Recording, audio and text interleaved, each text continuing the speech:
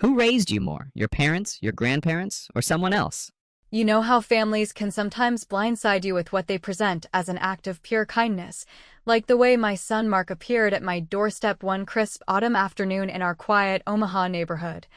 clutching a stack of colorful brochures for a luxurious 7-day Caribbean cruise and insisting with that earnest smile of his that it was high time I treated myself to some genuine relaxation after all the exhausting years I'd devoted to holding our family together following his father's drawn-out battle with cancer and my subsequent solitary management of the household finances through teaching gigs and careful investments that had built up a modest but secure nest egg, including the family home and various savings accounts worth well over $500,000 in total. He described the voyage in vivid detail during that conversation around our worn oak kitchen table, painting pictures of sun-drenched promenade decks where I could lounge with a book in hand, endless buffets overflowing with fresh seafood and tropical fruits that would tempt even the most reluctant traveler, and serene spa treatments designed to melt away the persistent worries from recent doctor's visits where mild dizzy spells had been chalked up to stress rather than anything more sinister, all while his wife Lisa nodded along with her trademark polished enthusiasm, adding suggestions about how this getaway might recharge me just in time for their ambitious plans to expand the local real estate business they'd started together shortly after Mark's 30th birthday, though she delivered the word business with a subtle inflection that always made me pause, as if it carried layers of unspoken implications about partnerships and decisions I wasn't fully looped into despite my history of quietly supporting their ventures with occasional loans from my pension checks. I had initially resisted the idea during those preliminary discussions over the weeks leading up to the departure date, citing the unfamiliarity of traveling solo for the first time since my honeymoon decades earlier and the nagging pull of unfinished yard work back home or the stack of unread letters from old colleagues. But Mark persisted with gentle persuasion laced with reminders of how I'd sacrificed family vacations during his childhood to prioritize braces and college tuition, framing the cruise as a well-deserved reward from one of those major American lines like Royal Caribbean that promised hassle-free embarkation from Miami after a straightforward flight he'd personally arranged, complete with first-class seating and a personalized itinerary tailored to a widow in her early 60s seeking both adventure and solitude amid fellow retirees from across the heartland. Lisa even helped pack my suitcase that final morning, folding sundresses and swimsuits I'd purchased on their joint shopping trip to the mall and slipping in sunscreen along with a playlist of calming ocean sounds for the cabin, her gestures feeling almost too attentive in retrospect as she chatted about the onboard activities from dance classes to enrichment lectures on Caribbean history that would keep boredom at bay. And I allowed myself to get swept up in the excitement because after 2 years of rattling around the empty house, with only the hum of the refrigerator for company during evenings, the prospect of escaping to warmer climes where palm trees swayed against azure skies seemed like a harmless indulgence that might finally quiet the echoes of loss and routine drudgery. Yet everything shifted irrevocably when I realized midway through loading my bags into the waiting cab that I'd forgotten my favorite reading glasses on the nightstand upstairs. Those lightweight frames essential for poring over paperback mysteries during the long sea days ahead, so I excused myself from the driver with a quick wave and let myself back into the house through the side door, moving quietly across the creaky hardwood floors of the hallway to avoid disturbing what I assumed was Lisa still dozing after her habitual late-night work sessions on client proposals. The air inside carried that familiar scent of fresh coffee brewing from the kitchen, mingled with the faint trace of Mark's aftershave, and as I approached the bedroom to retrieve the glasses, snippets of conversation drifted toward me like unwelcome fog. Mark's voice pitched low and urgent into his phone, interspersed with Lisa's responses filtering through the speaker in that efficient tone she reserved for closing deals, their words slicing through the morning calm with a precision that stopped me dead in my tracks just beyond the doorframe. I overheard him confirm without hesitation that the cruise represented a one-way ticket in their calculations, explaining to her how my prolonged absence at sea would provide the perfect window to execute the property transfer and investment reallocations without my customary questions or vetoes derailing their Timeline, his phrasing casual yet calculated as he assured her that by the time I returned, if I even bothered with the full itinerary, the legal paperwork would be finalized through channels involving her sister's firm, effectively sidelining my influence over the inheritance I'd meticulously preserved through years of frugal choices and occasional side jobs tutoring neighborhood kids in math. Lisa's laughter followed, light and dismissive like the kind she used to mask tension at neighborhood barbecues, as she replied that this move would secure their future once and for all away from my old-fashioned hesitations about risky ventures, and in that moment,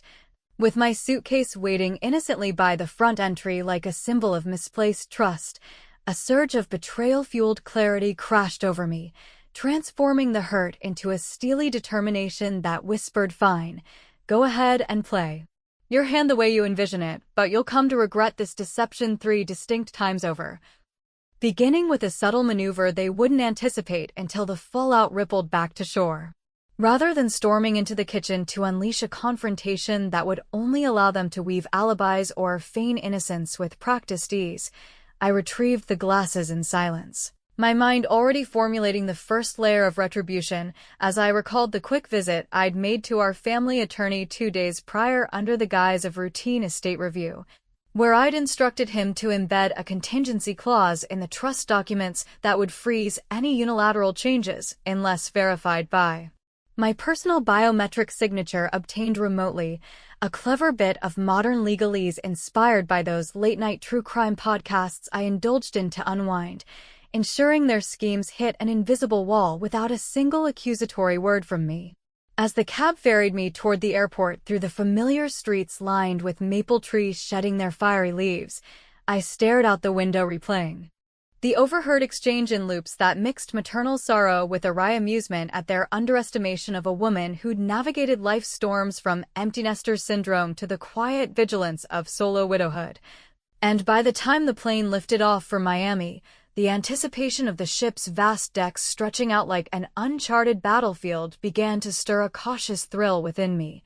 though that initial sense of empowerment wavered slightly during the embarkation process amid the throng of excited passengers boarding the gleaming vessel with its multiple pools and theater venues promising nightly shows. Settling into my mid-level cabin with its porthole view of the receding coastline, I unpacked methodically while the engines thrummed to life, allowing myself a private chuckle at the irony of their so-called gift becoming the stage for my unfolding counterplay. But as I rode the elevator up to the sundeck for the mandatory muster drill, a silver-haired gentleman in khakis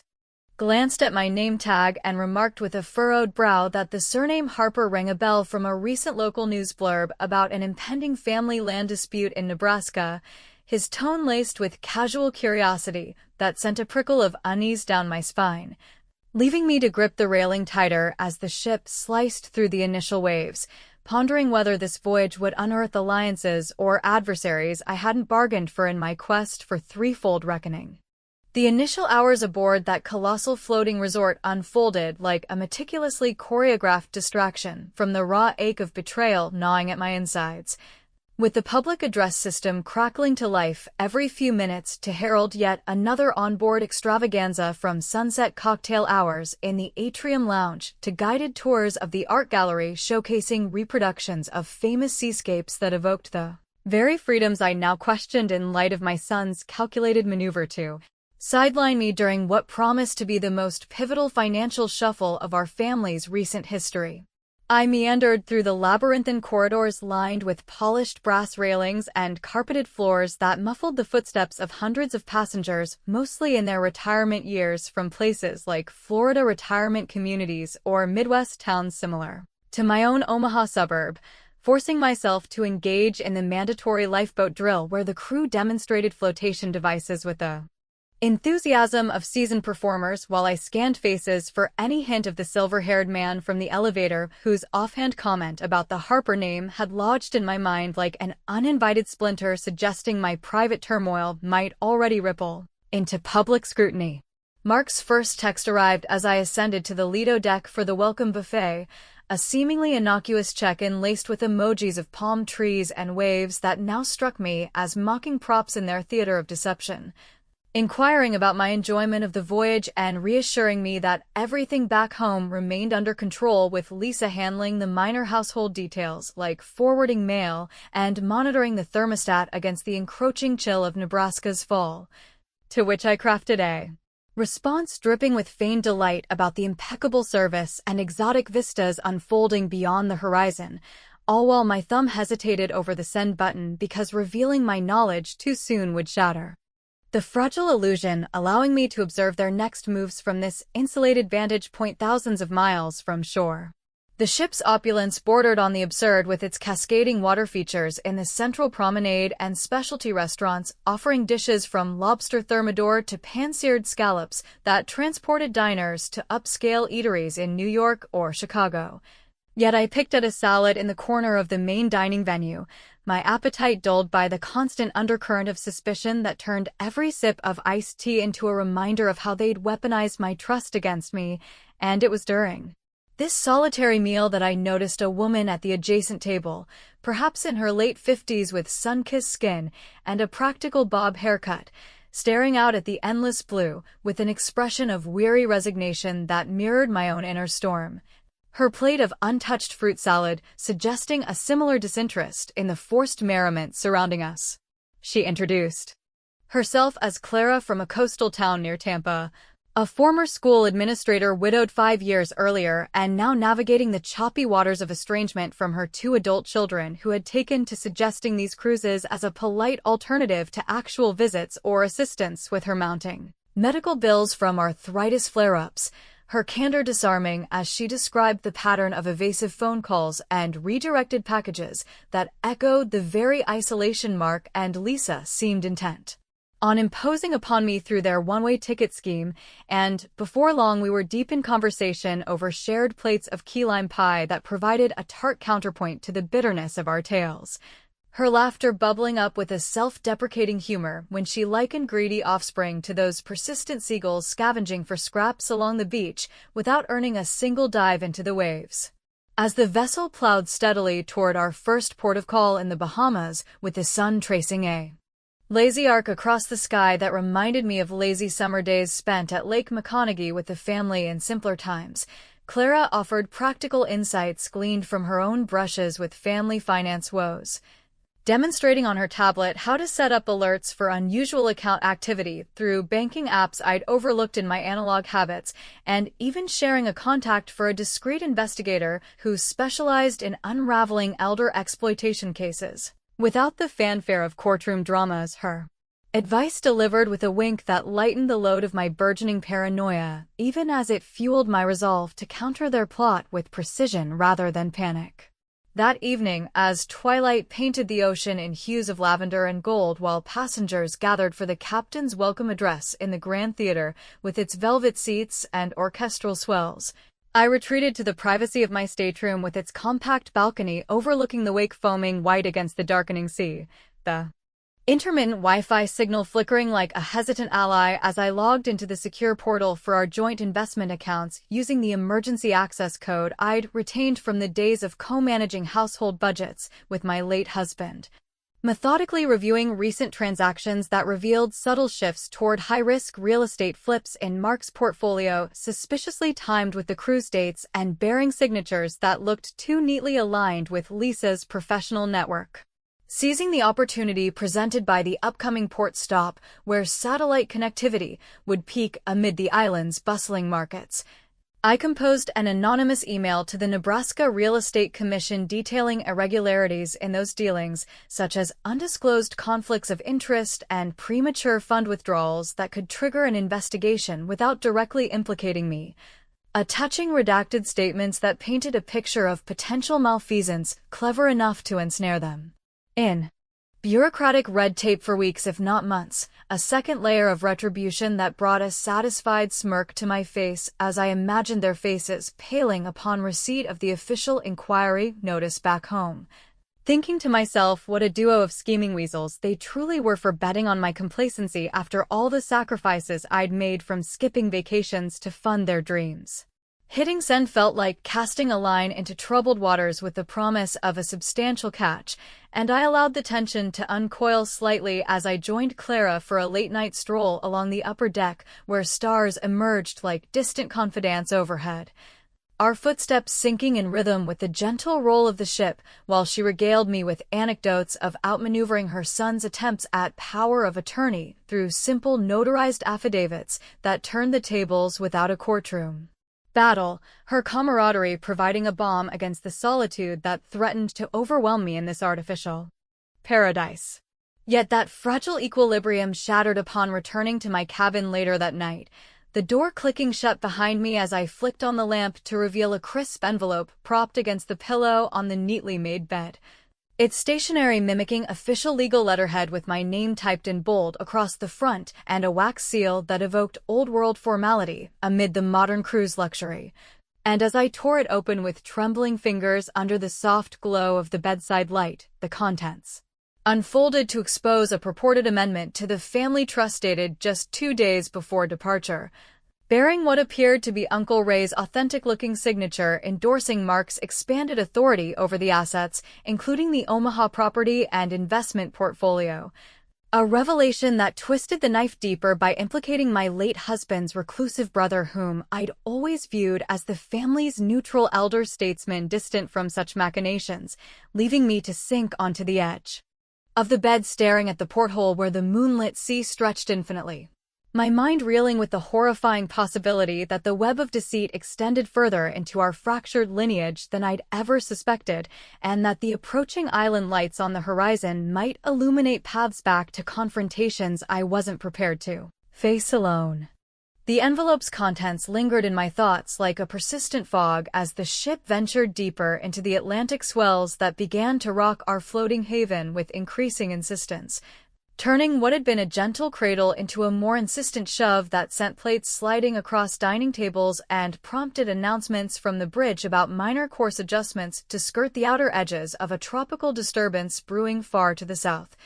While I lay awake in my cabin during those early morning hours staring at the ceiling panels that creaked in sympathy with the waves and replaying the forged amendments implications that not only challenged my recent trust maneuvers, but also dragged Uncle Ray's name into the fray despite his long-standing avoidance of family finances ever since he'd retreated to his solitary life on the family farm up near Lincoln after my husband's passing. Breakfast in the main dining room felt like an exercise in maintaining composure amid the clatter of silverware and the murmur of passengers exchanging remedies for queasiness from ginger chews to wristbands that supposedly pressured acupuncture points. And when Clara joined me at our usual corner table overlooking the churning sea with her hair slightly disheveled from the motion and a determined set to her jaw, I couldn't hold back from sliding the document across the linen cloth under the guise of sharing a napkin, her eyes widening as she scanned the text and immediately recognized the hallmarks of a boilerplate estate template manipulated by someone with access to professional software commonly used in Florida law firms that specialized in probate shortcuts. She suggested we retreat to a quieter spot after the meal, leading me to the observation lounge where floor-to-ceiling windows framed the horizon's turbulent gray expanse and armchairs invited confidences away from the bustling crowds. And there, amid the scent of fresh coffee from the sideboard and the distant hum of stabilizers working overtime, I confided more fully about the overheard kitchen conversation and the layered regrets I planned to inflict, starting with the financial freeze that would mirror their attempt to lock me out. Her nod of understanding laced with a humorous aside about how such scheming relatives reminded her of barnacles latching onto a hole for a free ride without contributing to the journey's fuel. As the storm intensified with rain pattering against the glass like impatient fingers and the ship listing noticeably during turns that made standing a balancing act reminiscent of those awkward ice skating outings with the kids back in the 80s, Clara pulled up resources on her tablet connected to the ship's enhanced Wi-Fi hotspots designed for such foul weather days, cross-referencing the amendment's footer details against public records that revealed a surprising link to Jenna, Lisa's younger sister, who had always played the role of the affable in-law during holiday gatherings with her stories of climbing the corporate ladder in estate planning. the dates on the filings aligning too precisely with Mark's recent business expansions to be coincidence and suggesting she had not only notarized the dubious changes, but possibly drafted them to funnel assets toward high-yield, but volatile property deals that benefited the entire extended network. This twist deepened the betrayal's sting by transforming what I'd viewed as a spousal plot into a familial conspiracy that eroded the few remaining threads of trust in our blended holiday traditions, from Thanksgiving turkeys to shared Easter egg hunts, forcing me to confront the uncomfortable truth that my choices for revenge might alienate even those peripheral connections I'd once cherished. Yet Clara's pragmatic encouragement pushed me forward with ideas drawn from her own history of thwarting a similar overreach by her daughter through anonymous tips to regulatory bodies that exposed ethical lapses without personal involvement. Seizing a window during the afternoon when most passengers hunkered down for indoor activities like bingo in the atrium or movies in the theater to escape the worsening gale, I made my way to the business center tucked away on a lower deck where computer terminals glowed under fluorescent lights and the air conditioning hummed against the humidity seeping through vents. Posing as a routine caller to Jenna's office line under the alias of a fictional client from a Nebraska development firm, inquiring about Harper-related transfers and casually dropping details of the trust discrepancies that could invite federal oversight if discrepancies persisted.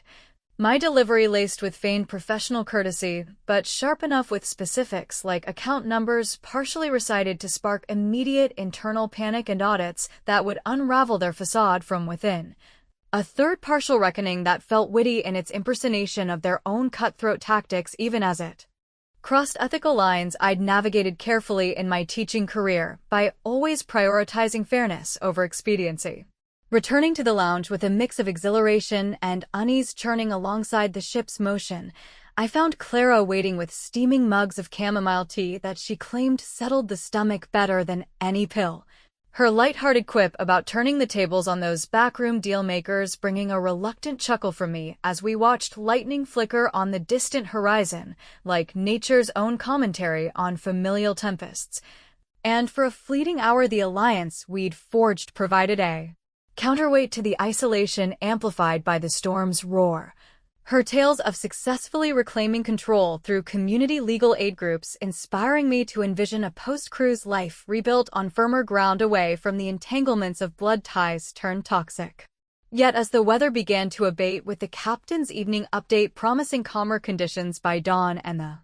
approach to our next port in Jamaica, where vibrant markets and reggae rhythms awaited to lure shoppers ashore, my phone vibrated insistently on the side table with an incoming call from a number I recognized as Mark's direct line, his voice breaking through the static with an uncharacteristic urgency as he explained that unexpected business had pulled him south for a quick detour, and he planned to surprise me with a visit at the island dockside complete with fresh flowers and perhaps a guided tour to make up for any homesickness, the casual warmth in his tone clashing violently with the knowledge of his machinations and leaving me frozen in place with the receiver warm against my ear. Heart racing at the prospect of an unplanned face-to-face that could either accelerate my revenges or unravel them entirely before the full measure of regret had a chance to take hold.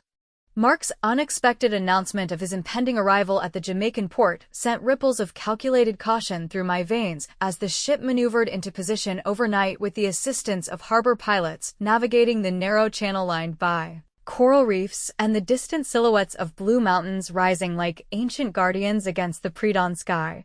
turning what should have been a leisurely day of exploring rum distilleries and Bob Marley memorials into a high-stakes game of evasion that required me to blend seamlessly among the disembarking crowds of passengers eager for shore excursions involving zip lines through rainforests or catamaran sails along the coast. I rose early that morning before the first rays pierced the cabin curtains, slipping into a simple linen blouse and wide-brimmed hat purchased from the onboard gift shop to alter my silhouette just enough to avoid immediate recognition while Clara,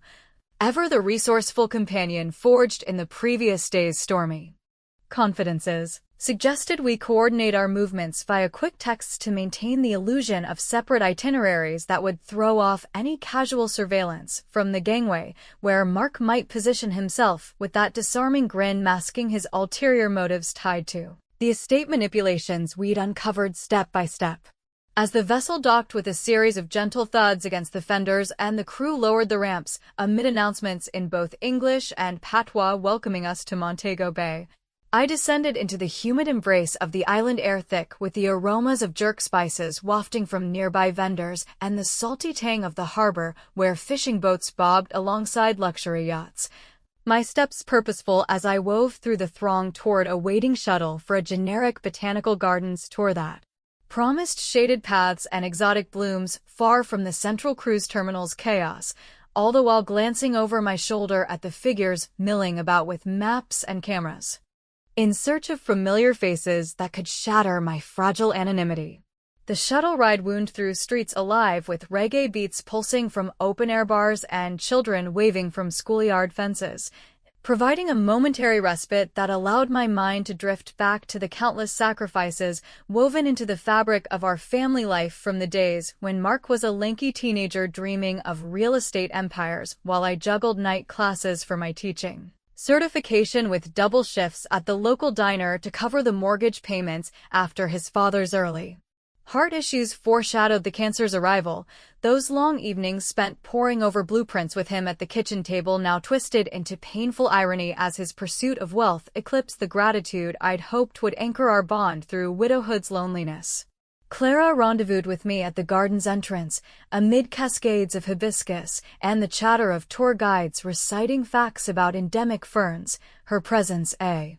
steadying force as we strolled the winding trails under a canopy of banyan trees that dripped with vines like nature's own veils of secrecy. And during a pause at a gazebo overlooking koi ponds, she shared a lighter anecdote about dodging her own meddlesome son during a similar island hop by feigning interest in a steel drum lesson that bought her hours of peace.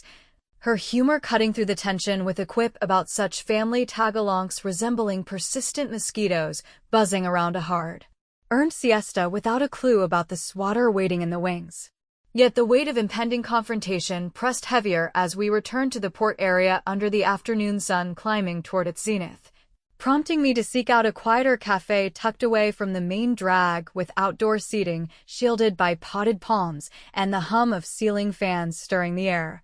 where I excused myself to the back patio equipped with a satellite phone borrowed from Clara's network of travel-savvy contacts,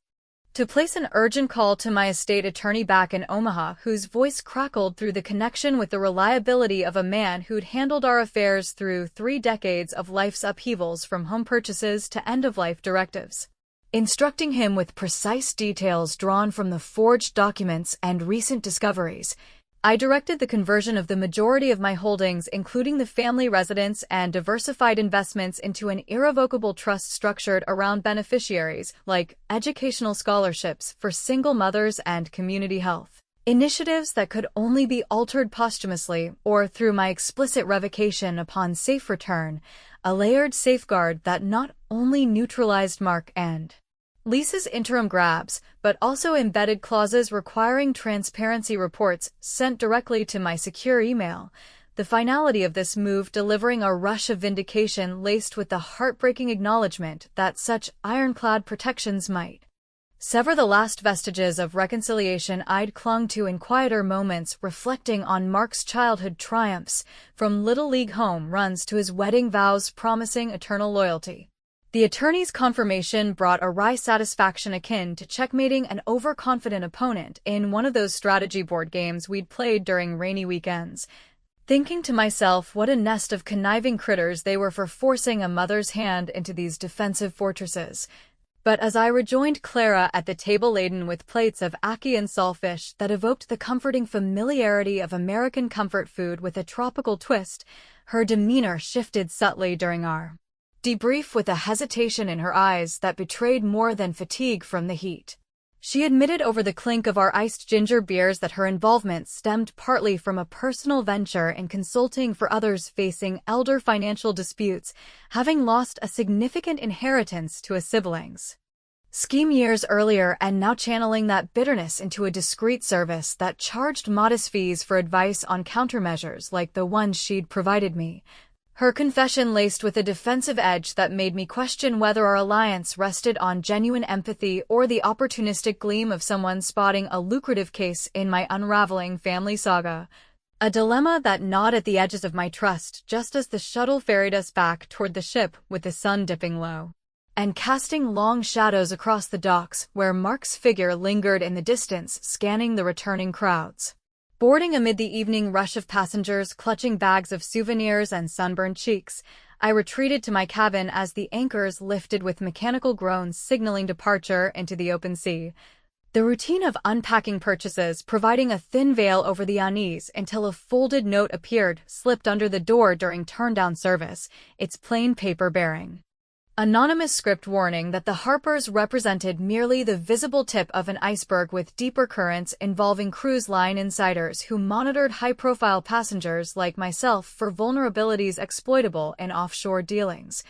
The cryptic phrasing hinting at surveillance beyond family betrayals and leaving me to pace the confined space with the engines building rhythm beneath my feet, heart-pounding at the dawning realization that the shadows chasing me across these waters might encompass alliances far more insidious than I'd imagined.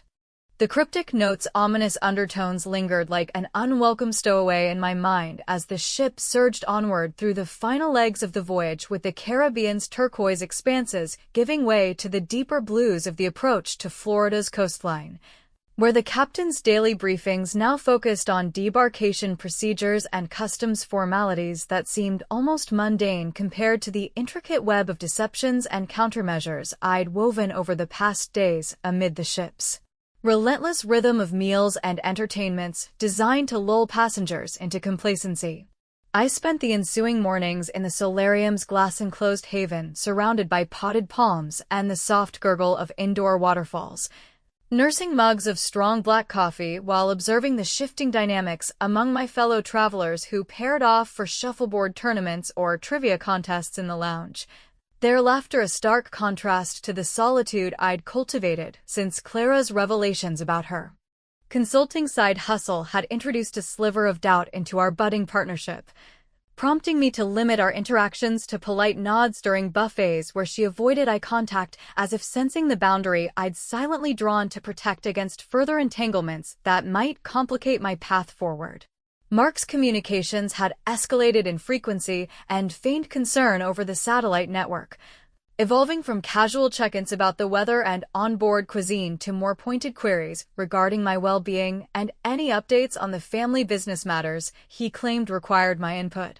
Each message laced with that polished urgency he'd honed in real estate negotiations that now rang hollow against the backdrop of their plotted abandonment, and I responded with measured vagueness about enjoying the sea air and postponing discussions until solid ground restored reliable connections, buying precious time to orchestrate the culminating phases of my threefold retribution that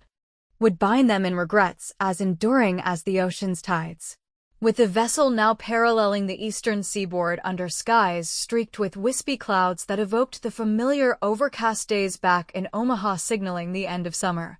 I retreated to the privacy of my cabin during a midday lull when most passengers napped or indulged in spa treatments, firing up the laptop on the small desk by the porthole to finalize the financial lockdown by confirming with my attorney the irrevocable trust's activation that funneled the bulk of assets into charitable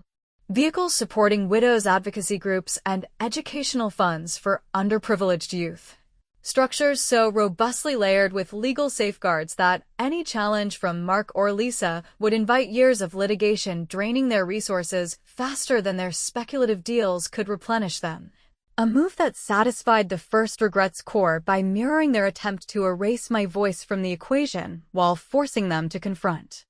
the fragility of their entitled visions through bureaucratic mazes I'd navigated with the same tenacity that carried me through my husband's illness. Layering on the emotional reckoning, I activated the burner phone Clara had provided before our alliance cooled, recording a candid video message in the cabin's soft lighting where I addressed them directly without the veil of anger, recounting the overheard kitchen betrayal and the cascade of discoveries from forged documents to Jenna's complicity that had shattered the illusions of our shared history from backyard barbecues to milestone celebrations, my words measured yet piercing with reminders of the sacrifices like deferred dreams and endless support that underpinned their current ambitions.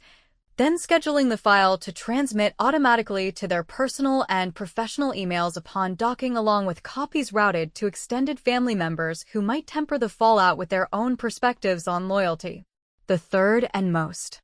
poignant twist in this legacy of retribution came as I appended a conditional clause to the trust via a secure upload,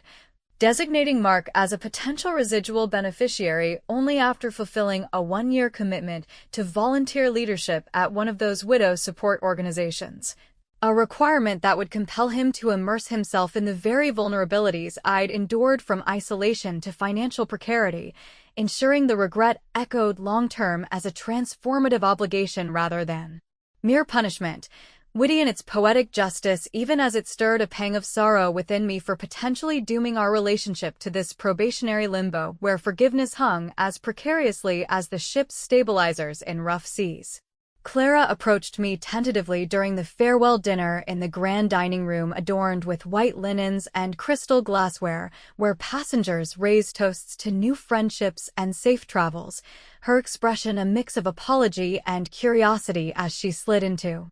the seat across from mine amid the clatter of cutlery and the orchestra's rendition of classic standards, admitting that her side gig had blinded her to the purity of our initial bond, but offering a final piece of advice on monitoring the aftermath through anonymous alerts that could track legal responses without direct involvement. Her humor resurfacing with a light remark about such family dramas resembling those overblown soap operas where the villains always trip over their own capes in the end, which drew a reluctant smile from me despite the underlying wariness that made me wonder if even this connection harbored hidden agendas amid the voyage's artificial intimacies. As the evening wound down with desserts of flambéed bananas and the ship's photographer capturing group portraits against backdrops of starry night projections, my resolve hardened into a quiet acceptance of the ambiguities ahead. The first hints of Miami's glow appearing on the horizon, like distant city lights, promising both resolution and reinvention, and when my phone lit up with an incoming video call from Mark just as I returned to the deck for a final solitary gaze at the sea,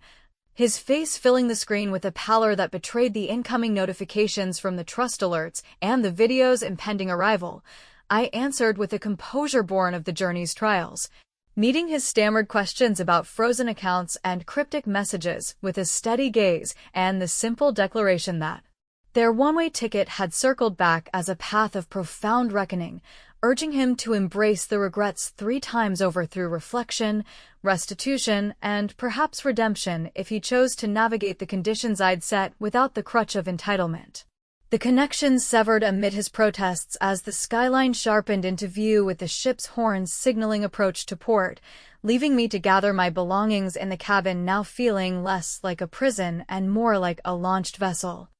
Stepping onto the gangway the next morning into the bustle of reunited families and taxi queues with a bag lighter in possessions, but heavier in unresolved questions about whether this justice would heal the fractures or widen them irreparably. The answer dissolving into the humid air like sea foam as I hailed a cab toward an uncertain horizon where autonomy beckoned alongside the lingering echo of what might have been a mended family legacy.